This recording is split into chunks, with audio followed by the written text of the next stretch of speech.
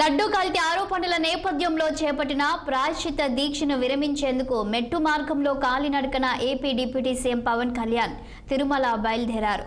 తొలుత అలిపిరి మెట్ల మార్గంలోని మొదటి మెట్టు దగ్గర ప్రత్యేక పూజలు చేసి ఆయన మొక్కులు తీర్చుకున్నారు. మంగళవారం సాయంత్రం 4 గంటల సమయంలో తిరుపతి సమీపంలోని రేణిగుంట విమానాశ్రయం చేరుకున్న ఆయన రోడ్డు మార్గాన ప్రత్యేక వాహన శ్రేణితో అలిపిరికి వచ్చారు. దీంతో పవన్ కు స్వాగతం పలికేందుకు జనసేన నేతలు, కార్యకర్తలు, అభిమానులు భారీగా తరలివచ్చారు. సీఎం సీఎం అంటూ నినాదాలు చేశారు.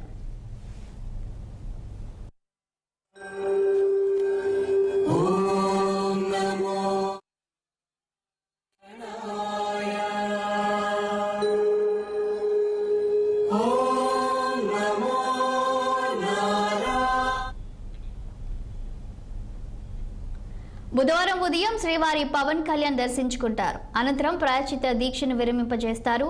అలాగే అన్నదాన సత్రంలో ఆహార పదార్థాల నాణ్యతను పరిశీలించనున్నారు. 3 రోజుల పాటు ఆయన తిరుపతి, తిరుమలలోనే మఖం వేయనున్నారు.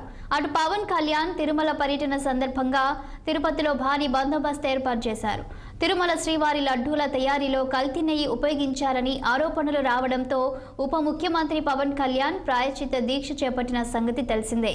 ఇక ప్రాయశ్చిత్త దీక్ష కేవలం లడ్డూ కల్తీ కోసమే కాదని రాష్ట్రంలో పలు ఆలయాలను ధ్వంసం చేసిన క్రమంలో కూడా దీక్ష చేపట్టినట్లు తెలిపారు పవన్ కళ్యాణ్.